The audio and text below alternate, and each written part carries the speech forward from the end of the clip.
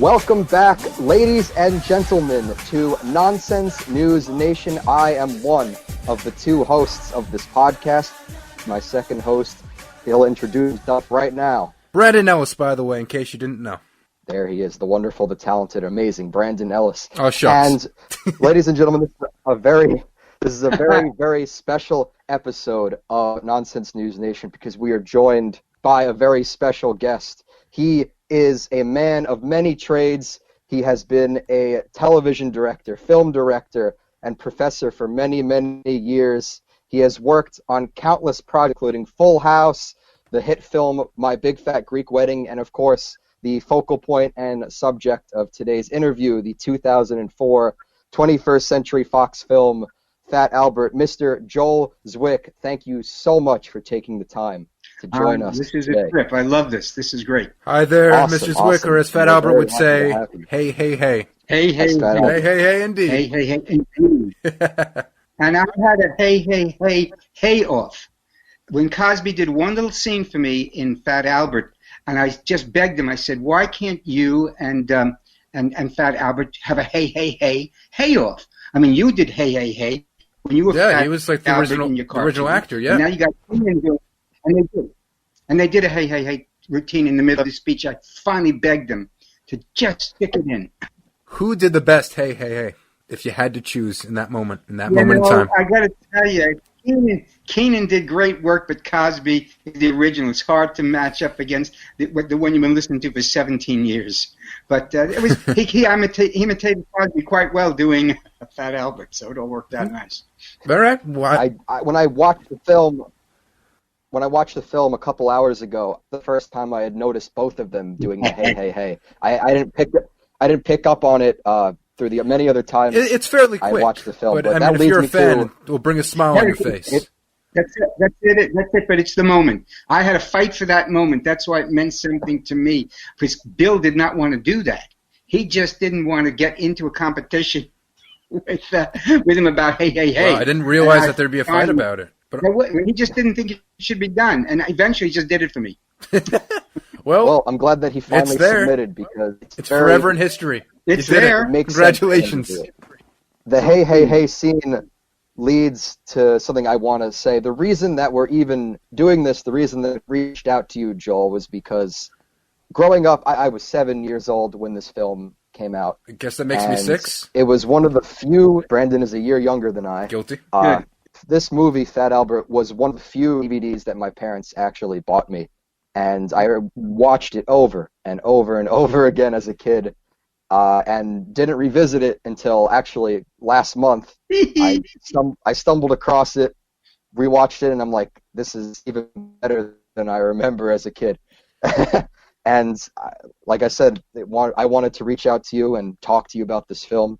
And before I even do talk to you, with all that's going on right now in the world, how are you? Obviously, we have the global pandemic. I'm sure so many projects you were working on may have stopped production. Well, the fact is, I was in a more or less retired mode, so work or no work wasn't really affecting me. I got a huge ride and got out just the best time before all this nonsense started to hit. So besides, it's time for other people. I got to create space for women. I got to create space for blacks. There are people who've been denied opportunities in the entertainment business for years. It's just been endemic. And all of a sudden, I had a chance to say, I'm getting out of the business. Give the damn work to women. Give the damn work to African Americans. And we're starting to see that now. We're starting to see when there's women-themed shows that all of a sudden sound like they're written by women.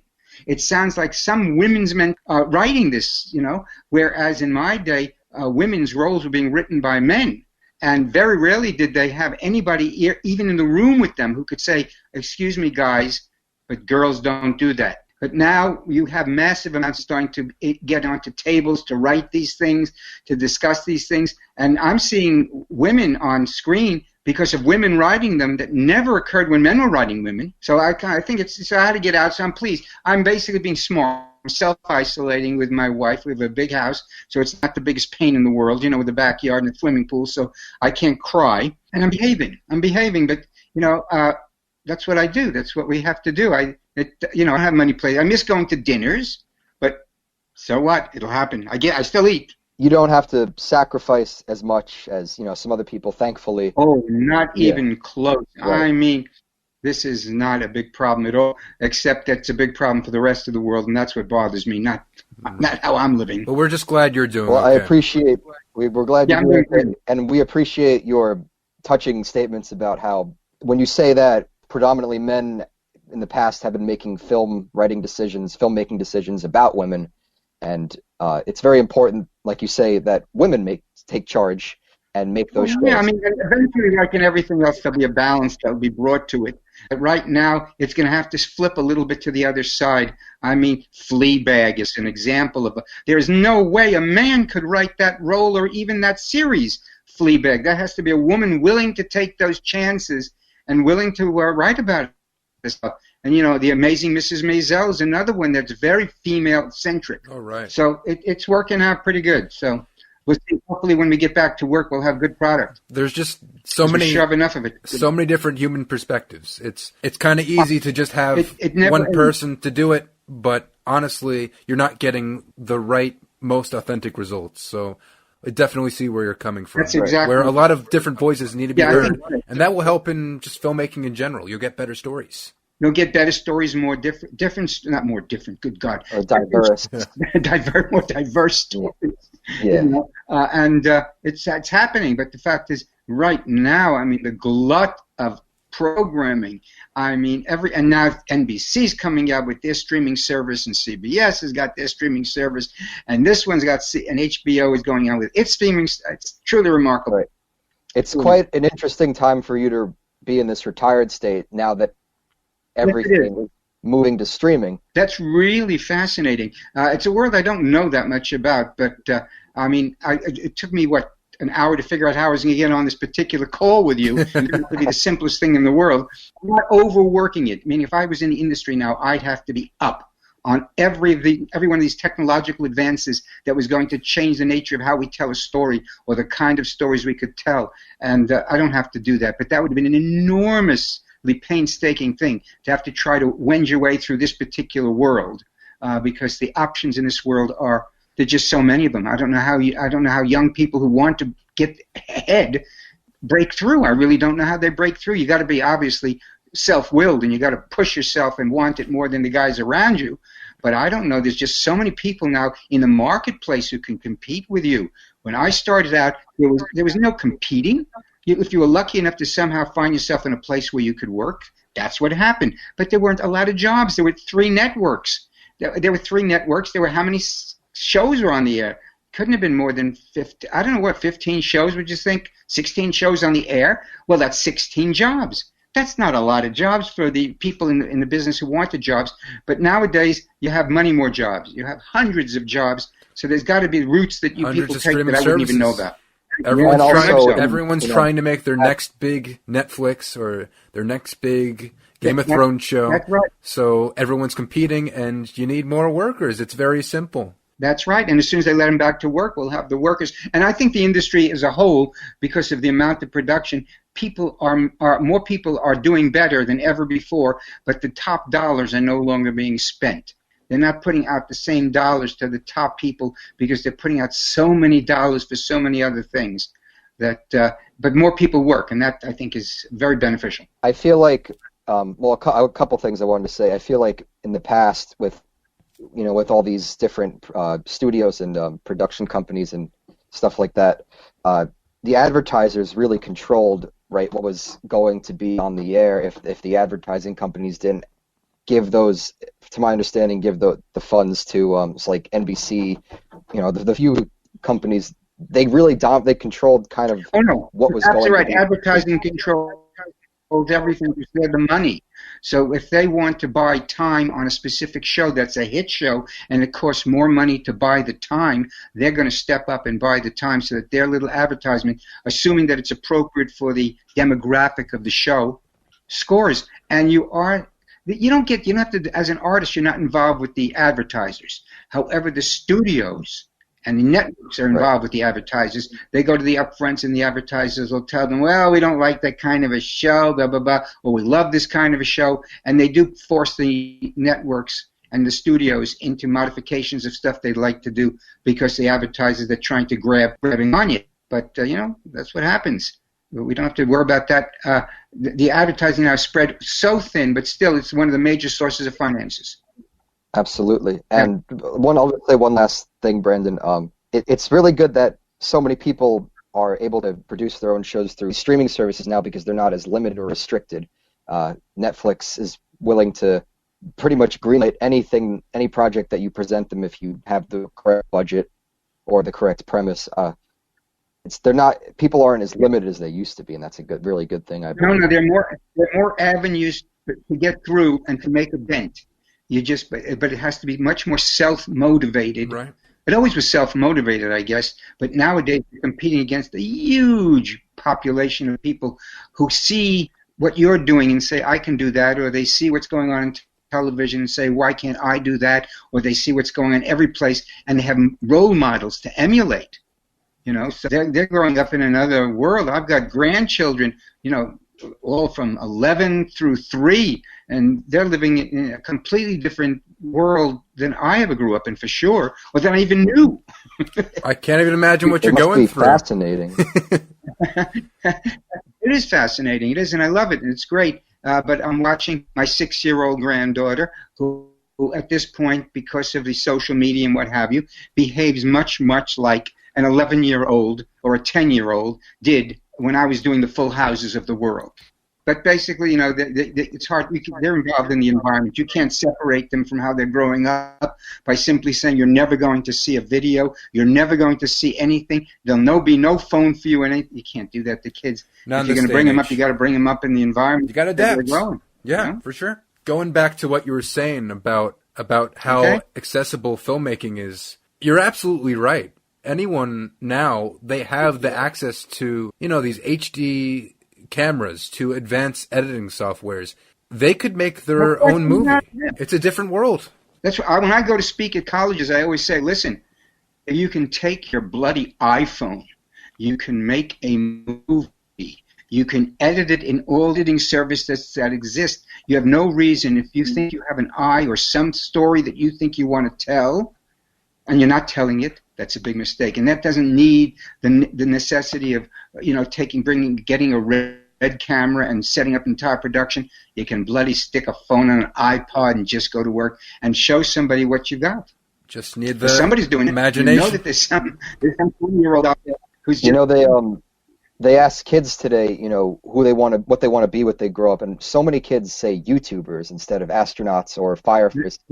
Interesting, because somewhere along the way, I don't know how many years ago it was, we went into celebrity as being the main important thing that you could gain from stardom would be celebrity. You could actually be a celebrity without being a star. And in many places, the idea of being a celebrity was a bigger thing than actually having the chops of an actor or anything like that. So, that went on, and it still goes on today. That's what YouTube is all about.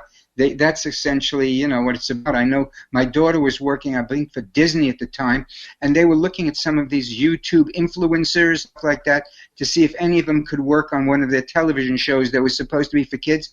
They didn't have the chops. Wow. They just didn't have the chops for that because they weren't practicing the chops. They were practicing being a celebrity. And there's two different roads. Now, on paper, it's entertainment, and you'd think in theory that it would be the same. But I would think that maybe a filmmaker of your craft would have been educated and have the experience, whereas they're just kind of focusing on just more of their brand, really. Whatever they're doing, as long as they're doing it, I'm happy. Yeah, the fact is, as you get older and you build craft, and you keep building craft, and if you care about building craft, it never stops. You just keep on learning about how people are doing things and why they're doing things and how you should be doing things. So you keep getting better. They don't always give you better projects to do as you get older. As a matter of fact, it's a big problem as people are getting older and really at a point where they may have something to say. That's when the studios decide they don't want to hear them anymore. Why do you think that is?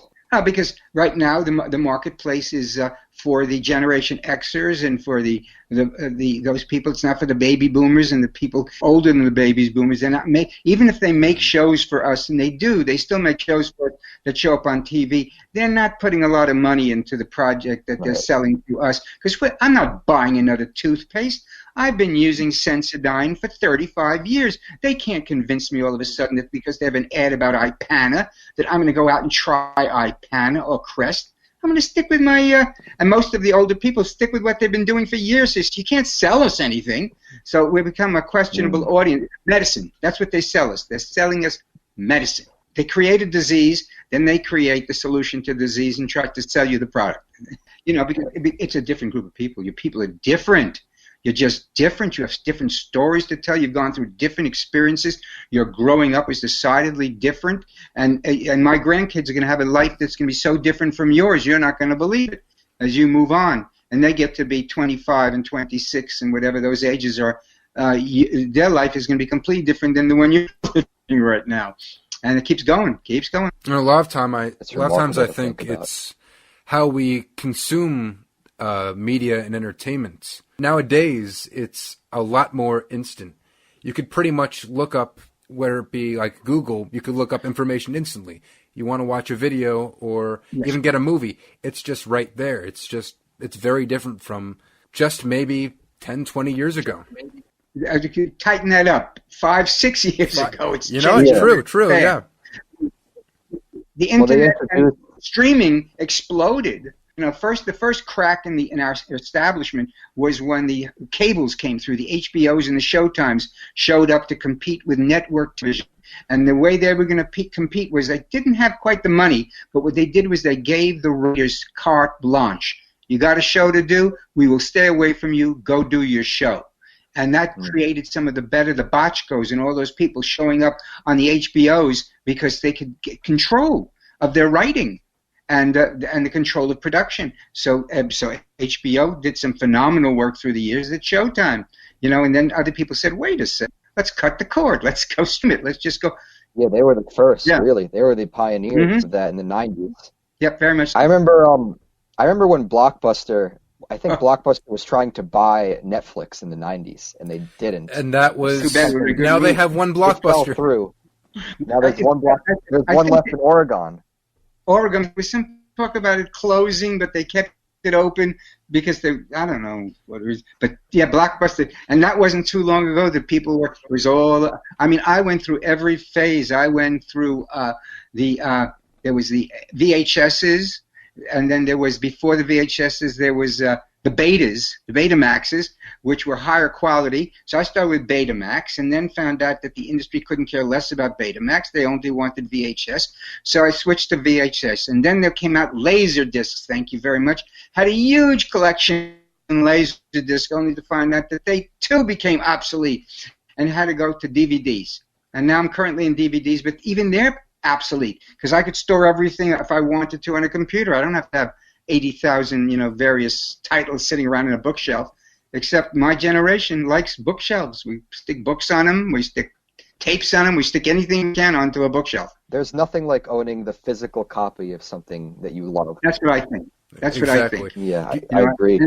Do you think there will be a shift later on where maybe younger generations, they're not going to find really a need for physical copies, or do you think you'll always have that crowd that will still want to physically collect something? There'll be, like anything else, there'll always be a small group of people who will hold on to the values of these things because they believe in them. There's still people who play LPs because the sound is better than on a DVD or a CD. So you will have a pocket of people who will do that, but there's no question in my mind that the modern houses that I see being built today in my neighborhood do not seem to include bookshelves. No, yeah. And now in the old houses, one wall was full of bookshelves. There were offices with bookshelves, and if you didn't have them, you built them. They don't need books. They don't need books, so therefore they don't need shelves. So therefore, it's a much more a different look. Let's put it that way. The bookshelves are inside the computers, really. That's exactly right. They are. There's no question about that. You have as much as you need. I mean, every book you want to read, you can read on a Kindle. You don't have to be buying a book, but there's still a pocket full of people who love that physical book, who are not going to give up on the physical book unless they're going to Hawaii for 2 weeks, and instead of taking 10 books with them, they take their Kindle. But for the most part, book lovers are book lovers. I don't know if the next generations will care about that very much. Maybe if their parents had books, they'll care. But if their parents already evolved out of books, they're not going to know what that's all about. Well, I say that in the past just 2 or 3 years, there's been this real resurgence of young people getting into reading. I've definitely noticed. Harry Potter did it. Harry Potter, bless her. That started a pandemic. I hate to use that word, of reading. Right. Yeah. I mean, at that time, my 7-year-old grandson was reading the entire canon. He was just starting to read and read them all. And so it was, but before that, people weren't turned on to reading. But somehow that got them turned on, God bless her. Did very well. Every book that came out was an event, really. Fat Albert? I loved our little ramble, but okay. I'd love to talk about this movie. Brandon, I think Brandon is going to ask you the second question he has. Isn't that right? Yeah, well, Fat Albert wasn't really your first rodeo. You did other things. No. So could you tell us a little bit about your work before Fat Albert, and then eventually what got you to that, and maybe 20th Century Fox? Oh, God, how do these things happen? Luck, it's always about connections. It's always about people. Somewhere along the way, you run into somebody, and that somebody gets an opportunity and drags you along. And then another room with other people, if you can prove yourself worthwhile, door opens up, and you step through and see what that next world brings you. And that's kind of how it worked with me. I mean, I was the one who actually found Hanks. Hanks didn't for me. I cast him for the pilot of Bosom Buddies when he was working, I think, as an understudy in off-Broadway theater. But it was Hanks who basically 20-odd years later, when I thought of getting out of TV and sent him a script, it was an independent kind of a movie, and he said, "What's this, Joel?" And I said, "Well, Tom, I think I'm going to get out of TV. I smell the flattening of the curve. The curve is not flattening anymore; it's starting to descend." And so I said, I thought I could get him. Maybe I can do individual directing for feature films, for comedies. Maybe that I have some traction. He said, "Oh, really? Well, I've got something I want you to direct," and sent me the script of My Big Fat Greek Wedding. That's all it took. I didn't have a sales pitch. That was the story. Tom was going to have me directing it. He was going to have Nia writing it and Nia starring in it, and that was the package he sold. And they all could go to hell if that was the rest is history. That's all it took. Wow. But basically, for reasons that I'm kind of not proud of, but I did positive things about it. Back in the day, when they were starting to do black sitcoms early on, they hadn't developed enough black directors because there was no black product. They never saw the vision of themselves doing it, so they thought it was a job they could do. So basically, they went to me because I was a street kid from Brooklyn, and they thought that my consciousness of how one grows up in a street with buddies and pals and nicknames and all that kind of stuff would be useful.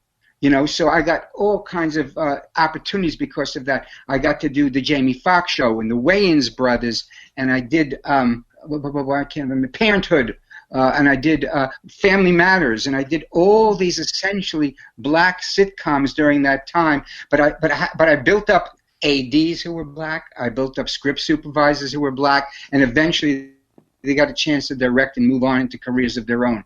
But essentially, that was what was going on in that time. They hadn't developed any black people realizing they could get jobs if they could just learn, study, go to school, whatever it was that it was going to take. So, at any rate, I'd done all these black things. And I was saying earlier that when Fat Albert was ready to go, it was another director who was doing Fat Albert. And they were 1 week away from principal photography, from starting to shoot. They had it all cast and everything. And I don't know if they had all the contracts yet. I can't believe they did. But the fact is, they were all ready to go, and Cosby didn't want that director.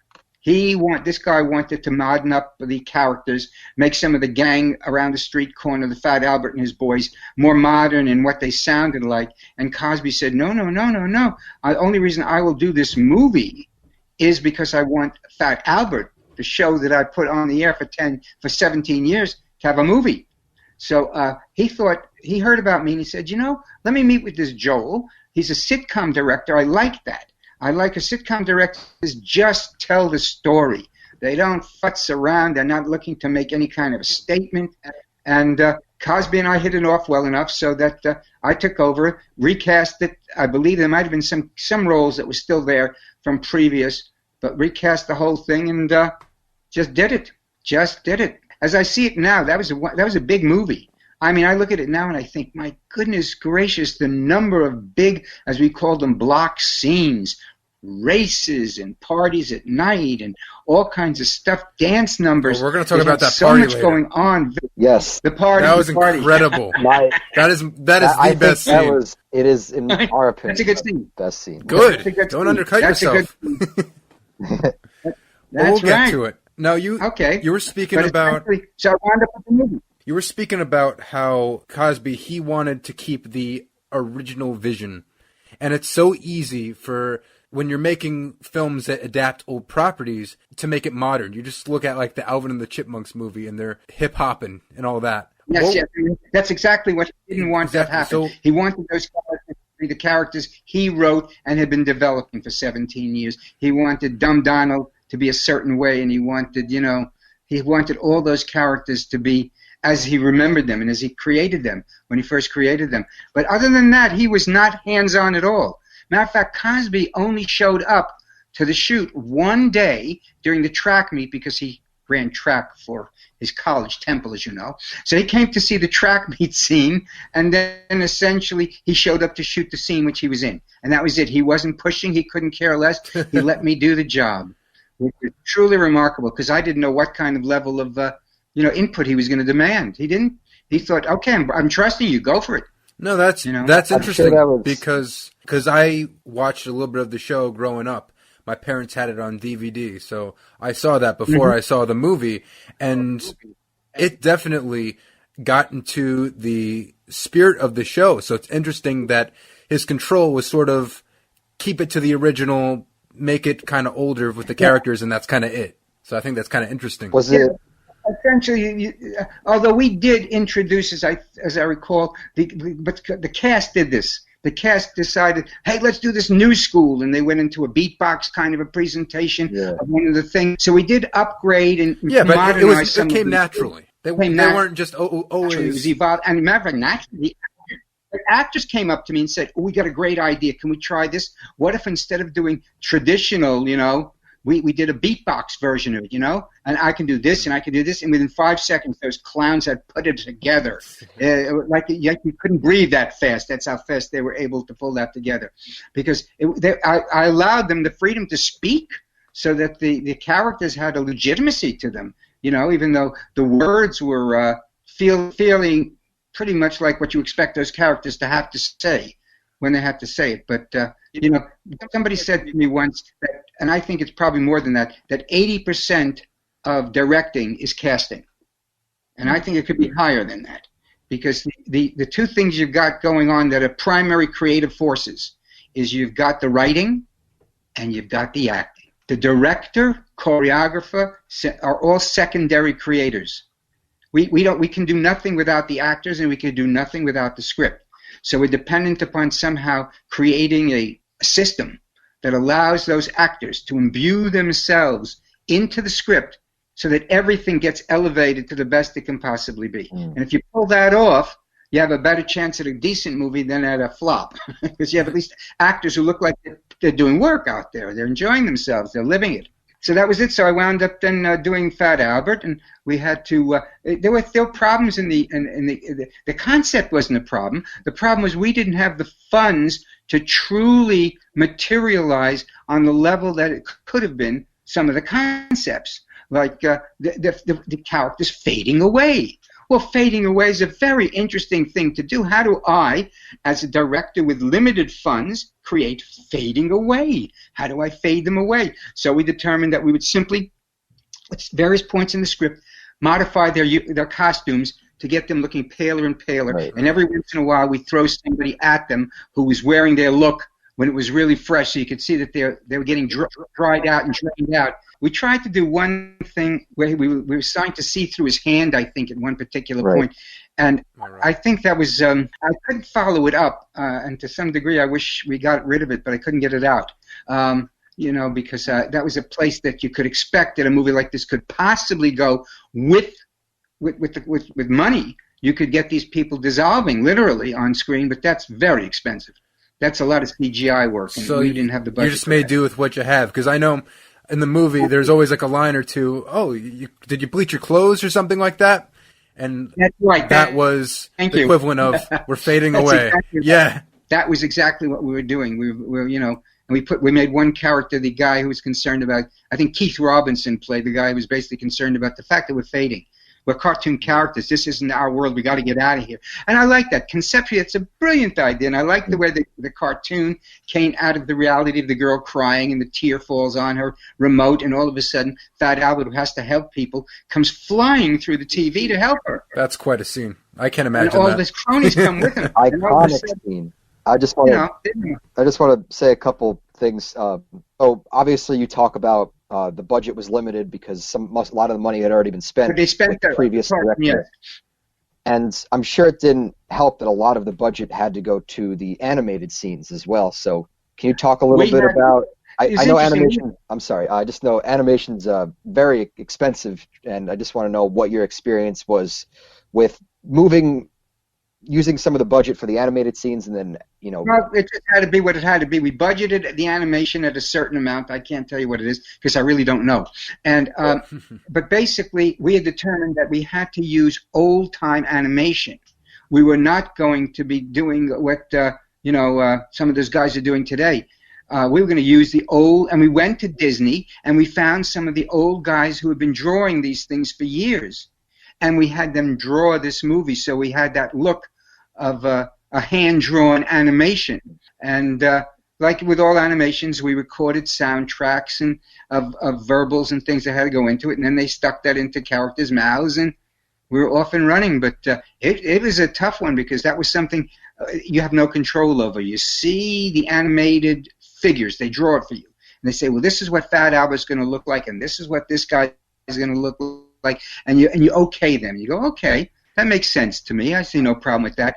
And then the next time you see it, it's pretty well full blown, and you have very little time to correct anything you'd like to correct because you can't afford to correct it. Right. That was the problem. It was not that we couldn't get it done well once. I couldn't get in there and say, "Oops! Oh dear God!" Like here's a one. See if you guys spotted it. What was the biggest faux pas in the cartoons of the Fat Albert cartoons? What was the biggest? Because the fact that nobody notices gets me crazy because it's so blatant to me. Well, I mean, to me, it looks great. The animation looks very well done. It is well done, but if you notice in the animation, Fat Albert does not have a belt. He has a belt. Well, I'm not really looking down there. He didn't have a belt. They forgot. That's right. They forgot to put the belt on. The cost of it was going to be much too expensive to basically go back and put his belt on him. So you didn't realize that until after everything had been completed? Oh, no, after I saw the movie 4 times, I went, oh, my heavens. So, yeah, no, it's true. But that's what these things are so much fun about is that very few people other than the person who directed it looks at it and goes, oh, dear God, how did we get away with that one? That was a big mistake. But, no, I thought the animation was terrific. I really did. So, too, yeah. There weren't really any kind of animation errors, and the voice acting was great. I mean, like... Very good, yes. Yeah, very good. And I didn't even notice the thing about the belt. Now we will. I see his pants. Thank you for that. To me, I mean, that's like, it's a feature that's, it's definitely important, but it's not so important that... The movie could go on. The movie could go on, definitely. Thank goodness. And to bring it back real quick about when you're talking about how this concept of, the character is going to be fading away because they have to return back into... their cartoon. Got their land. That's right. They have to go back into, and they can only go back during their show, which I thought that was very clever. I liked that a lot. So that every once in a while they get there at the wrong time and get stuck for another day. I thought that was pretty cool. Yeah. There was the one scene in the movie where one of the characters notices he's fading away, looks at his hand, and I always thought it was a little weird because all the other characters start looking at their hands, and none of their hands. Yeah, I was like a little confused. It was not put it this way. explained it well. Yeah, Yeah. I wanted to get that rid of it, and I couldn't get rid of it because I would have lost a critical moment of the character saying, "Oh no, this is serious. We are fading away." I could have done it without seeing through his hand just as easily. But you know, that's afterthought. I'm going to tell you, happens a lot. But yeah, it was. I watch it every once in a while. I think, my goodness gracious, there was a lot of production in that movie, and I think we only had about a 28-day shoot for that. So it wasn't like we were sitting around shooting for months and months and months. We were putting that stuff out pretty good. We had good choreographers. I had a lot of support there, but it was something else. The party scene. Yeah. Oh yeah, but going to that now, we're talking about cartoon characters, and we're putting them into the modern real world. So you have to be conscious. Okay, they're cartoon characters. They got to be a little wacky, a little lively. How'd you go about doing that? Making it sort of live action, but also cartoony at the same time. Was there difficulty with that? I mean, essentially, their characters were their characters, and the same characters that they had in their cartoon world was the same characters that they were playing out here. So if somebody was a bit dorky, they were dorky. If they were still dumb, they were dumb. You know, we had plot twists like Dumb Donald getting a brain all of a sudden and going to the library to read up on 27 volumes of African American history. Yeah. I mean, we had things like that going on, or that Mumble Mouth, whatever. Mushmouth. Mushmouth, thank you. He can speak now. He can speak, and the other guy can play basketball, and this one, you know, it's pretty. Sorry. Something I want to ask about, all those like kind of quote unquote like evolutions of their character. Was that something you think Bill Cosby would not like? How much leeway did he give you with the characters? Did he want them to stay exactly like how they were, or did he give you? Obviously, you talk about the scene where the cast wants to do the new school rap. Stuff like that. Like, was Bill Cosby okay with that, or you didn't really? Bill Cosby was not at all unhappy with the fact that we modernized the Fat Albert song. He was not. He liked it a lot. He was not unhappy with that. He thought that all that stuff needed to be done to refresh the project. What he didn't want was the gang, the old gang on the street corner in the cartoon, turning into a hip hop.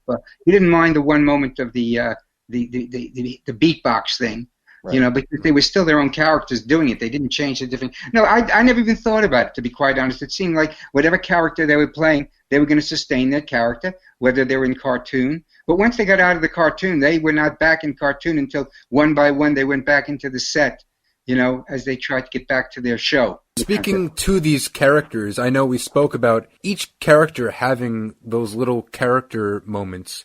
Was that something you really tried to convey, where while this is the Fat Albert movie, you still have 6 other people that are with him?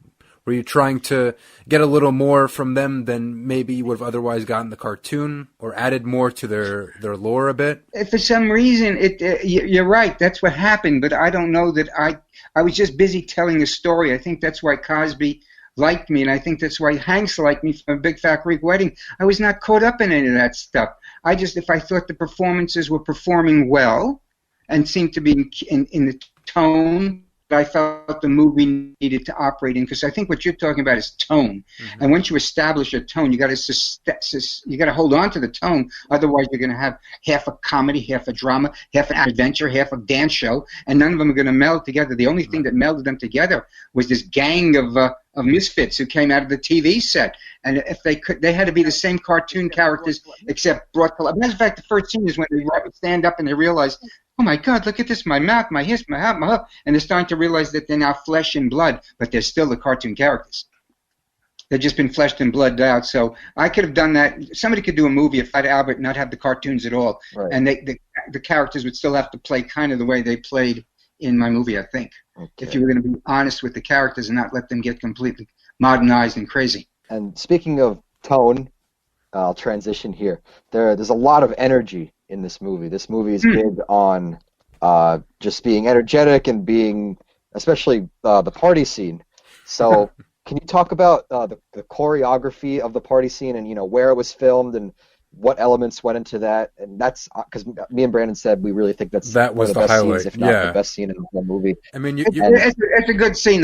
The fact remains, what I think happened was that we were on a back lot.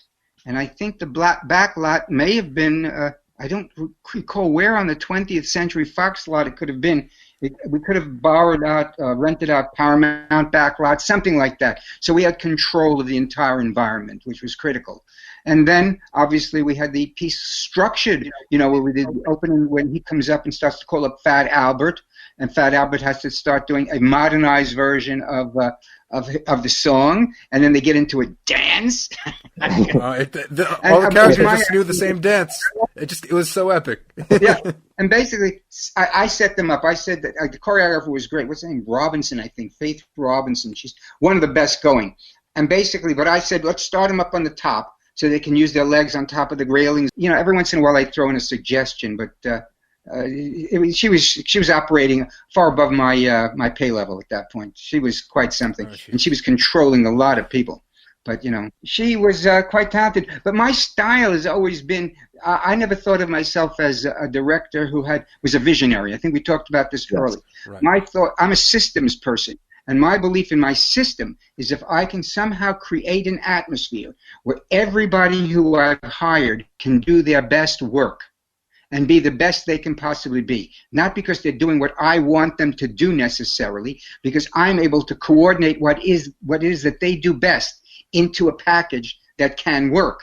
And that's what I've tried to do. So I've realized this just recently that I'm a systems guy. To me, it's a system. If I can figure out how something is done, I can find a way perhaps to do it more efficiently, perhaps to get more out of it, and in such to create time, and time is money, and that's why my Big Fat Greek Wedding was a 24-day shoot, guys. 24 days. 24 days. Fat Albert was more, according to you. Yeah, about 29 days from that Fat Albert. But Fat Albert had all these huge production numbers. My Big Fat Greek Wedding had a big wedding at the end, of course. Which, by the way, was 60% of the people in that wedding at the end of my Big Fat Wedding were Nia Vardalos' family. Oh. They came in from Australia, they came in from Canada, they came in from all over the world to be at that wedding in my Big Fat Greek Wedding. And I remember talking about it, and the ADs explained the scene to the extras. Now this is a wedding, and I stopped them and said, listen, how many of you people have been to a Greek wedding before? And most of them raised their hands and said, good, you know what to do. Let's shoot. Well, I wish me and Brandon could have been there. We would have been kid extras. I would have put you in as kid extras easily. Why not? Well, we're honored. We're flattered. But it seems that... Oh, if we could have been extras in Fat Albert. Oh, no, that'd be the dream. It seems that you got a lot of people that were passionate together. This wasn't just maybe one or two singular visions. This is a lot of people that looked at this and said, you know what? Let's make something interesting. And I want to talk about some of those bigger scenes and maybe see sort of what mindset was behind this with some of these other people. Of course, you're talking about the dance scene. You had a choreographer. What about something like the track scene with Fat Albert running, or the skateboard scene that was so energetic, or even the scene where he's in the mall, and just doing all these exciting, energetic scenes? How are they made, and who was involved there?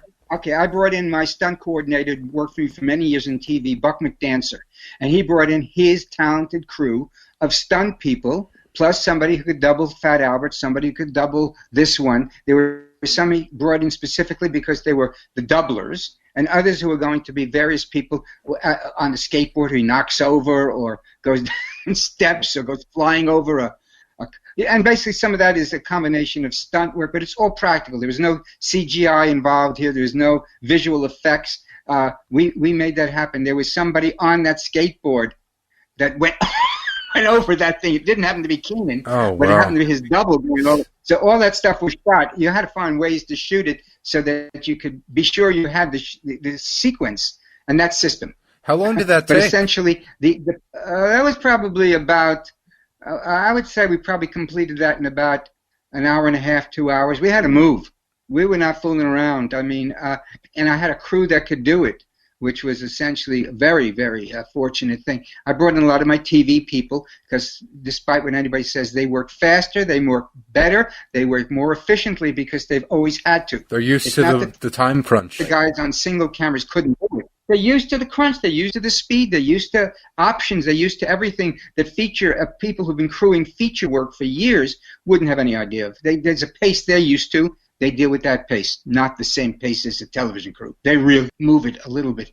So it was, but once again, it was the guys became they bonded as a family, and included the two girls, Kylie and Kyla Pratt. They basically bonded with everybody. They had something in common. They all being black. I mean, that's a help. How often does a bunch of black actors get together to do a movie that's essentially a black movie? So they were very much enthused by their chances to do this, And Kenan is, besides being very funny, and he's a good guy, he's a collecting guy. He is somebody that keeps everybody together. He's a team player. Well, that's kind of perfect for the character, if you think about it. Yeah, I love that guy. I love Kenan Thompson. Yeah, he's terrific, and God bless him. He found a 15-year career on Saturday Night Live. 15 years he's been on that show. God bless him. He's amazing. God bless him. And he's a very talented guy, and he knew where Fat Albert was. He just knew in his soul where Fat Albert was. Right. And my job is not to interfere with that process, but to bring it out. And as I see him doing things that I think make the character more unique, I essentially let him know that I love that. Keep going. Keep it going. And every once in a while, but very rarely, will I come with, guys, I don't think there's anything in this. Let's not do this. Let's come up with something else, I guess that's the best thing you can do as a director most of the time, is let your actors find their role and then step in if you feel like. You're absolutely correct. It's not easy to do. I'm afraid that the film industry tends to create more auteurs and filmmakers, and not enough filmmakers who are actors-directors. The actors-directors that we always knew were Mike Nichols, because he worked in theater before he came onto film. We had a lot of them. And even in TV, there are some people who do very well because they're actors-directors, and other people who have to get into other forms because their talents take them into more visionary work. My thing was solving episode by episode. I guess that's the best strategy to apply. That's what they needed. That's what they got. And I think he did a good job. I think he did a great job. I sustained a career. I sustained a career doing it, so they can't complain about that, considering I had no particular goals or thoughts of ever having a career. Different than you guys who were motivated to do something. I didn't have it. I had nothing. I worked a little bit as an actor, and not a good one. And then luckily, I started at La Mama Theater in New York. That was a bastion of avant-garde theater in the 60s and 70s. And they gave me a chance to direct. I don't know why they gave me a chance to direct to this day, but it was a successful outing. And by golly, from that point on, I was a director at La Mama for 6 years, and then moved on to Broadway. And then Broadway took me to L.A. town. And the joke was how I went from La Mama to Laverne and Shirley. Particularly how I made that sweep of a move. But it didn't seem like such a big problem to me. It seems like the same thing. Yeah, it's a hell of a ride, but for some reason I had my system thinking through things. I could figure it out quickly. The girls liked me because I was energetic. And that's what I do. I force energy into situations just by my presence. Just look at the Fat Albert. Yeah, do you feel like you had that helped your presence bring life to the movie? Because, my God, it's very lively. Yeah, I think that probably does. I have a feeling that other than the fact that I'm into systems that pay off for me, energy. I just have energy. I've always had energy. If I didn't know how to direct, if I didn't know how to do anything, I would still have energy.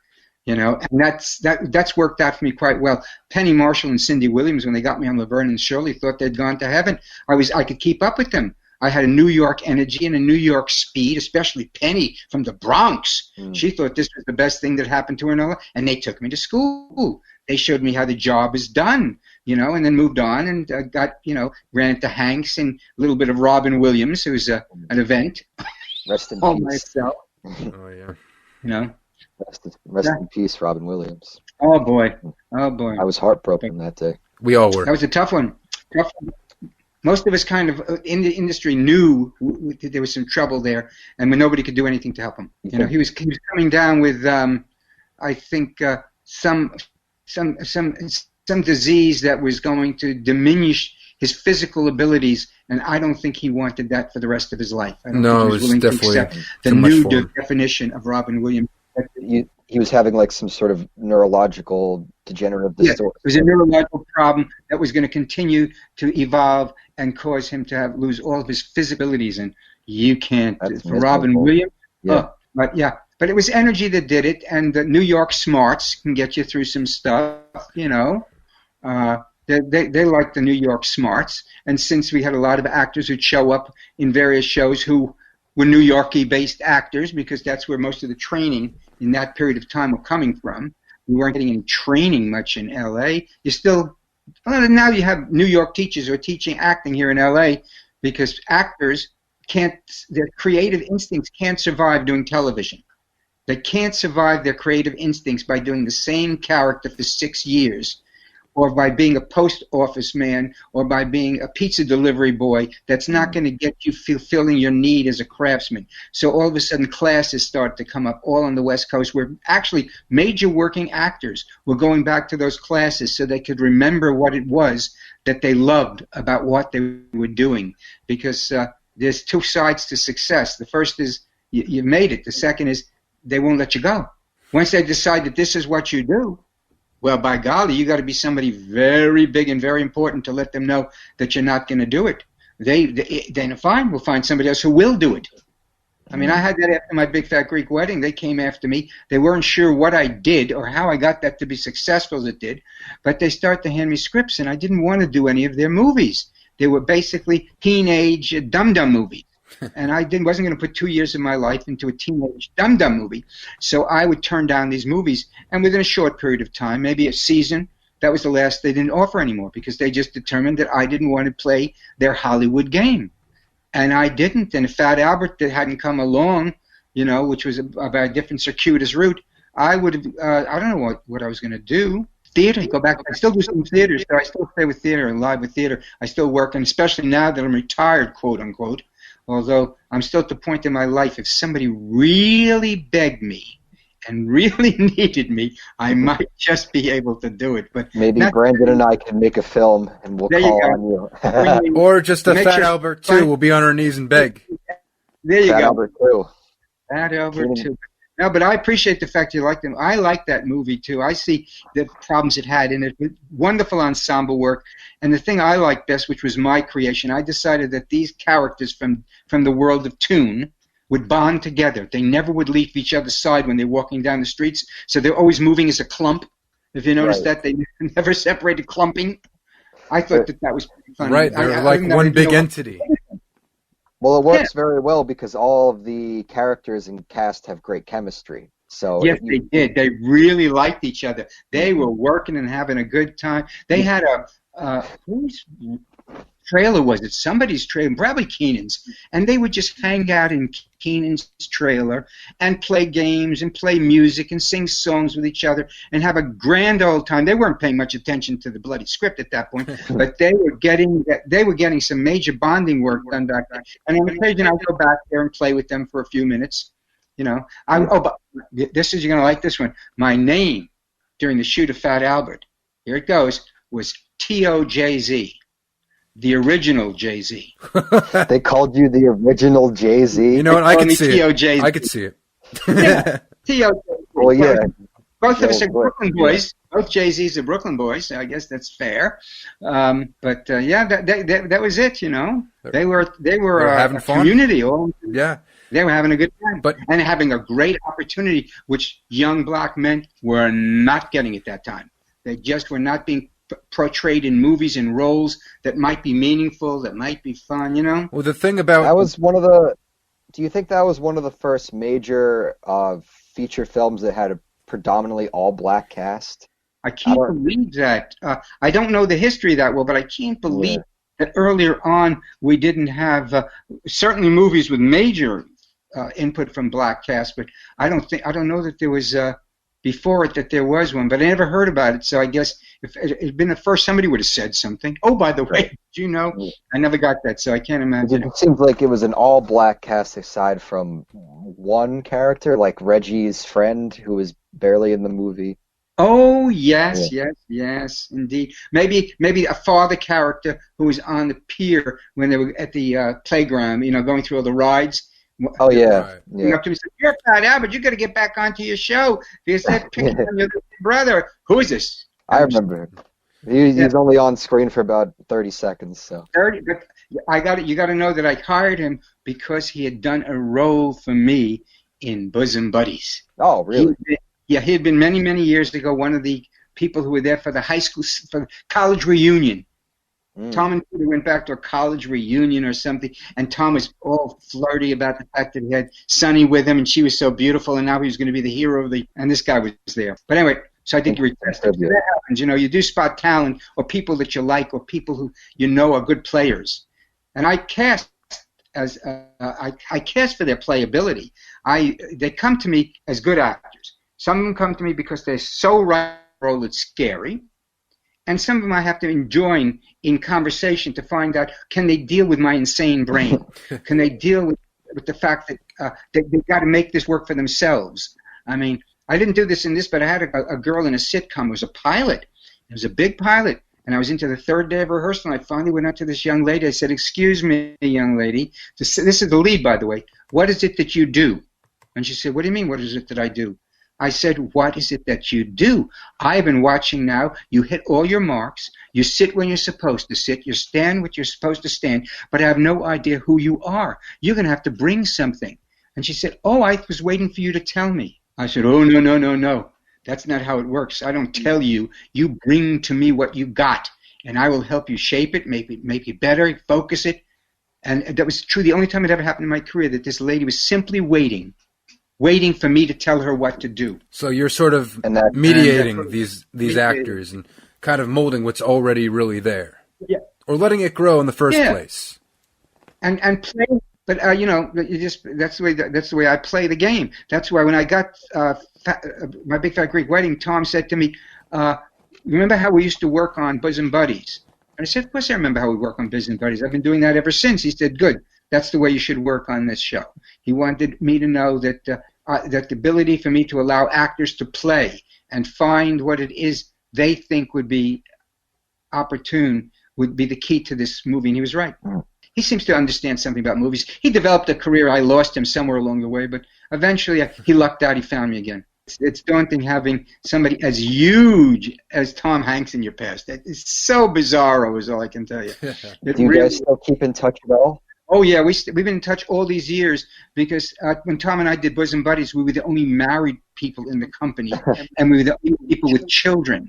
So every weekend we'd go down to his house for a barbecue. He'd come up. Colin, his son, took swimming lessons in my pool. Tom Hanks actually was practicing for the one with the mermaid, Splash. He was practicing for Splash. I came home one day to find him with full gear on, sitting at the bottom of my pool, trying to get used to being underwater. What is he doing here? Yeah, so okay. He's trying something out. He had all the gear on, the scuba stuff, everything. He was getting ready for it. But no, but that's what bonded us. The fact that we had the families. Did you keep in touch with anyone after the Fat Albert movie? No, not really, which is a pity. For a while, Danya Ramirez I kept touch with because she was starting to build a television career. She played the attractive Latina. I wish I could remember. Lori? Laura, maybe? Lori, thank you. Yeah. Since you've seen it more recently than me. And no, they went on their own way. I had a little touch with Shedrack, who played Rudy, and because he knew somebody that I knew that he did, but there was no. If I had opportunities to hire them, I would have, but I didn't have any opportunities because by the time I came back to television after my 10 years of features, I was into the Disney stuff, and that was all with young kids for 7 years. That was the Shake It Ups and the all those shows. Cody, right, or the Sweet Life on Deck. Sweet Life on Deck. I did that. Dog with a Blog. I did a few of those Dog with the Blogs, and the dog was a wonderful animal. Truly wonderful animal, is all you can say. But I had a Full House dog too. We had Comet in Full House. Right. It's been. And you're working on Fuller House, right? I did a few Fuller Houses, and then it came down to a bit of a problem in that Jeff Franklin, the creator of Full House, who was given the job of running Fuller House until they fired his ass a few years later. But essentially, while he was there, he brought me in because he had to. Because I was the original director of Full House, had done 100 episodes. And I did very well for him. But what he didn't like was the fact that I took over the show. Mm. When I wasn't there, he was the main conduit to what was going on the stage. But once I showed up, and I'd been working with those actors for 5-6 years, 100 episodes, I became bonded. They became bonded to me almost immediately and no longer bonded to Jeff. And I think Jeff saw that as a threat and decided perhaps he didn't need me for another episode, and then they fired him. But by that time, I didn't know any of the creators, and I thought, just get out of it. I see. Well, it's good you came back to the Full House universe in the first place. A lot of people can't say that they went back to their old properties. No, and I'm basically still in touch with Candace and still in touch with Jody, who's a very close friend. Stamos I stay in touch with. John actually, I hold on to them pretty good because they're the most recent of importance. Saget and I will get together and schmooze. Couillet got his. It was a crazy show for a comedy about growing two little girls up. Those guys were insane. It was some major stuff going on there. It's pretty remarkable that Stamos has not aged a day in all these years. The fact that if you see his early stuff, the fact is he's very good looking still. And he has become, if he's 55, he's a very good looking 55-year-old, just like he was a very good looking 18-year-old boy when he was doing soap operas. And we got him, he was like 22, and he was really good. Stamos has had a good ride with looks. Oh, he did very well with the hair. Oh, and the one thing that Cosby and I demanded, you like this or won't care one bit or the other, but Cosby and I demanded the tag to the movie. We wanted all those people, the older people at the grave of Fat Albert, the guy who actually died as Fat Albert, her grandfather, and we wanted that to be the final image of them leaving the grave, playing just like they did as kids with her watching. You kind of added. We were actually going to ask you about this. Yeah, Brandon, if you want to ask him, I'd be honored. Okay, I'll ask him. I'm sorry. Okay, so since you bring up the very ending of the movie, yes. First of all, it wasn't until Brandon and Brandon's brother explained the ending to me that because to me he thought Fat Albert died. He saw Fat Albert, the name on the tombstone. I thought he was dead. Oh no, you were back. I was bamboozled. I had to explain it to him. Oh my God! Because it was interesting. It's a weird editing choice, in my opinion, because you have Fat Albert go back into the TV, and he's in the cartoon universe, and the very next scene is the tombstone, and I'm like, what? Yes. But it does say on the tombstone, quote, "Our Fat Albert," and it's established her grandfather. There's this. This is supposed to. Obviously, the only person there in the final group that was real was Cosby's brother was there. That was his real brother. Oh, really? That was his real brother. Yeah, and another guy, the one in the wheelchair, was actually one of the best basketball players UCLA ever had. I remember his name. He played pro for many years, and Cosby knew him and brought him in. I don't know. Cosby picked a lot of those people at that point, but they were all second guesses. There weren't any except his brother. Right, but I mean, what's important is what they represented.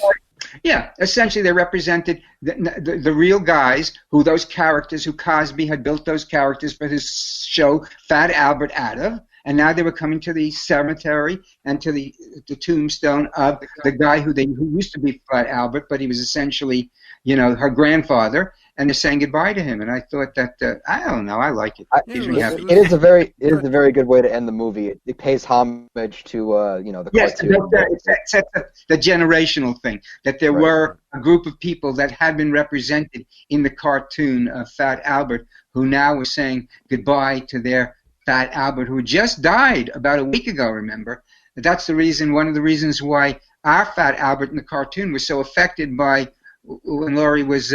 Crying because there was that connection that was to be found out later on that he was indeed patterned after her grandfather. Well, there's that reason that he would come to her and not really to anyone else who's crying at the TV and having a problem. It's because he just happened to really have this connection, and I think that's something he didn't even. That's something so sweet about the character of Fat Albert is who always, in the episodes of the cartoons, who always notice, okay, there's a certain issue going on, and he steps in and he tries to give his best and solve the problem, really. He solves problems. Solves problems. That was his definition of character. And, Kenan just had that wonderful, sweet humanity about him, plus his craft to do comedy. But like I say, that's not really, it was his sweet humanity, because he was up against a few other people. Matter of fact, he was up against the guy who had been cast as Fat Albert in the previous incarnation. It didn't happen. And I felt that guy was too threatening, or there was something about his vibe that made me think that he was going to give me trouble in terms of fitting into the movie. And then when I saw Kenan Thompson, it was a no-brainer. Right, I think you nailed it. Do you remember Fat Albert's a sweet kid? Who that person was who was originally cast? I do remember him very well, because he turned out to be a hell of a good actor, like I assumed he would be. And I think he wound up as a regular in one of these procedural television shows. But I don't even remember his name now. Okay. But it turned out he did develop a ongoing career. Let's call it an ongoing career, because he worked. He got shows. He was, Well, good. But he was really big. I mean, this guy was 6'4", I mean, he was really something else. I had to fatten up Kenan a little bit. Well, I'm sorry. Also, wanted to ask about the fat suit. Was it difficult for Kenan to carry himself in the fat suit? Or even the stunt people? Yeah, that was easy. The hard part, he had to go pee. That was his hardest problem, going to the bathroom. Then he'd have to take off the suit. Oh. But once he was in, he never complained. I never heard a word of complaint about him concerning that silly suit of his. He just did it. He was a pro. He still is a pro. God bless him. I just always remember him as either Kenan from Kenan and Kel or Good Burger. That's all I can see. That's right. The fact is, he had that much work going for him before Fat Albert. And it was after that he got into Saturday Night Live. Pretty amazing. Okay, anything else, guys? Now, this movie came out in 2004. It's 2020, so a lot of time has definitely passed. And a lot of movies that are that old could fall into obscurity. What would you want audiences to take away from this film now, seeing it, compared to maybe back in 2004? Well, back in 2004 was a tough time. I think I'd explained this before, that just as we're about to get the movie out into the theaters, Cosby was on the air condemning black fathers and black parents for the fact that they were not raising their children properly. And basically, he pulled the plug on Fat Albert. He didn't know he was doing that, but we couldn't put him on the Tonight Show. He was supposed to be on the Today Show. He was going to be our voice. He was all that we had that had name value. He was going to sell Fat Albert, and he took himself out of that package. We couldn't put him on any of those shows because he was becoming concerned. He was being bashed by his constituents, the people who wanted to see Fat Albert. So my only hope is that if two things are problematical. How often what do you say about a piece of art that has to be separate from the person who created the art? Right. You have to throw away the art with the person, so that everything Cosby did, 10 years of the Cosby Show, which was groundbreaking for African Americans, groundbreaking for sitcom, do we have to throw that all out because he turned out to be something of a questionable sexual predator? And the same goes for virtually any artist who's caught up in that situation. I'm hoping that maybe if enough time has gone by and people who can now access the past as quickly as pressing a button, so that what used to be the past is no longer the past. The fact that right now more people are viewing Full House today in streaming than they probably did when I had it on the air is mind-boggling. It's truly mind-boggling, because now we can access anything. So maybe people, there's a new generation. If they could get into Fat Albert the movie, I think they would enjoy the movie. And there's, I suppose, a chance that as they're fishing around for movies that they'd like to see, that maybe they'll come upon Fat Albert. But there's so much product, I don't know how it survives, to be quite honest. But they do. They need product. They need product. They need product. They need titles. They need more titles. They need stand-up comedy work. They need bios. They need documentaries. They need anything they can get on the air, that they can be done for a price. Well, I definitely think it's definitely possible for that to happen with Fat Albert, because there are a lot of movies, the movies that we grew up with. As we get older, we have like a retrospective take on them. And then, if all it takes is one person our age talk about something on the internet, and it goes all over the place. Right. Like listen, it would make me very happy if Fat Albert could get a bit of a renaissance and get seen for what it was, as opposed to a remnant of some stupidity that Cosby came up with many years ago. But like I said earlier, is that it's a strange business, You get a gift like My Big Fat Greek Wedding, which was a gift, We had it was a 2-take movie. 2 takes and you were on, baby. If you couldn't get it done in 2 takes, you were getting cut. It was as simple as that. And these people stood up to the plate and they did their work. And because of it, this thing turned into a juggernaut. On the other hand, I had Fat Albert, which I think was a wonderful movie, who got no respect whatsoever because of the political problems of the day. And so I lost that one, but I gained My Big Fat Greek Wedding. I can't complain. Can't complain. All I'm going to say is that Absolutely. Times change and people's perspectives do change. And you still have this movie with a lot of positive attributes when it comes to comedy and when it comes to actually having heart of a well-respected character. So who knows what the future holds for Fat Albert? It doesn't have to be over. Everything is fascinating to me. It's your world. Please don't mess it up. Make it happen, because it certainly isn't my world.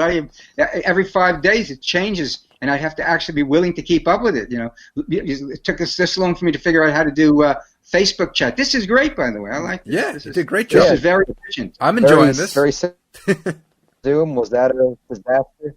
Now, Zoom was no problem because some people would invite me to be Zooming. So I get up on my screen, Zoom, the host is coming in, we'll let you in, make sure my microphone was on, my camera was on, and then, just the same thing as this, but it's all very simple. This turned out to be so super simple. It was embarrassing that I was creating such a.